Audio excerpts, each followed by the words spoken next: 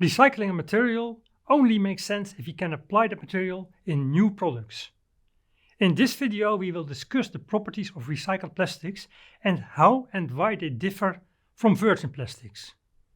To do so, we first have to understand how recycled grades are created. This starts during the recycling process. Once a polymer fraction has been sorted into separated streams of monomaterial flakes, the next phase of the recycling begins, reprocessing them into useful resources for manufacturing new parts and products. If the flakes are of sufficient purity and quality, they can be washed and grinded and be directly reapplied into the injection molding process. Yet more often, the recycled material does not meet the desired quality requirements. Its properties must first be improved by blending in additives or virgin polymers. This process is called compounding. Compounding is necessary because recycled plastics generally do not have the same properties as virgin plastics. This has several reasons. First of all, the same base polymer can contain different additives, like plasticizers, pigments, fillers, flame retardants. In recycling, all these additives are mixed, resulting in a less defined material. Contamination still present on the recycled plastics can further reduce the purity. Furthermore, the polymer properties might have changed during the product's use phase. Plastics that are recovered from products that have been used for multiple years will have degraded over time. This can include mechanical degradation, leaching of chemicals over time, and oxidation due to, for instance, UV exposure. Also, processing from previous manufacturing will affect the quality of the recycled plastic. Thermal degradation might occur during melting, as well as mechanical degradation due to shear forces on the polymer. Now, how exactly do the previous life cycle and the recycling process affect the properties of recycled plastic? There are a number of issues that can occur. An example are impurities that increase the density of the recycled plastic, negatively impacting its stiffness and weight. Impurities in recycled propylene, for instance, may increase its density and thereby weight of the final product. Another problem is that degradation can cause the polymer chains to break or cross-link.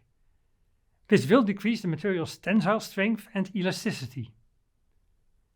It also means recycled plastics generally become more brittle, resulting in a lower impact resistance. Because of this, a product in which virgin plastics are simply replaced by their recycled equivalent may be more easily damaged by shock. As recycled plastics have undergone repeated processing, fatigue might occur earlier in the life cycle of a recycled plastic than compared to a virgin product. Furthermore, there is the impact of thermal and mechanical degradation on the viscosity of the material. As a result of recycling, the plastic's melt flow rate is lower. This can complicate the injection molding process. Finally, keep in mind that if the waste plastic has been in contact with organic waste, the resulting product or part may have an undesirable smell. By compounding the recycled material, the properties can be altered as to meet the requirements for a standard recycled grade or for a specific application. During compounding, additives or virgin material can be added to the recycled plastic. Mechanical properties can be enhanced with thermal stabilizers, UV absorbers, and impact modifiers. Aesthetic properties can be improved by adding pigments. Generally, light or bright colors are more difficult to achieve in recycled grades than darker ones. Yet, in some cases, meticulously sorting the plastic flakes by color can already produce good results.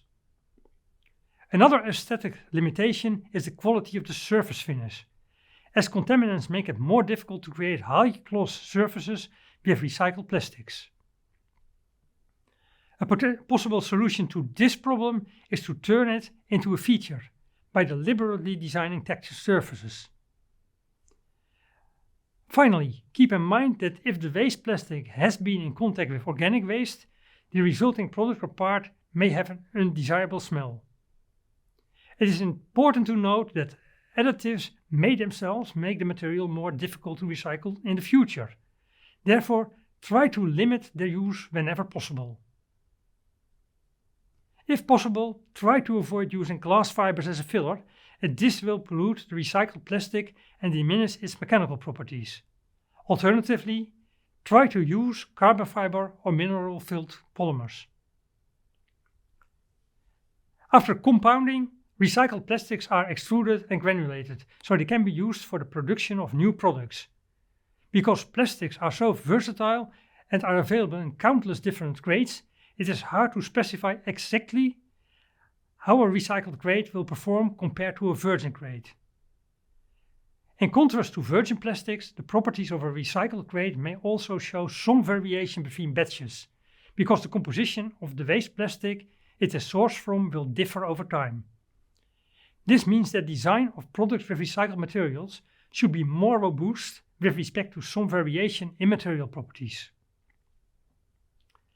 Additional testing and trial and error may be required to build confidence in the properties of a recycled plastic before you can confidently apply it in the part or product you are designing.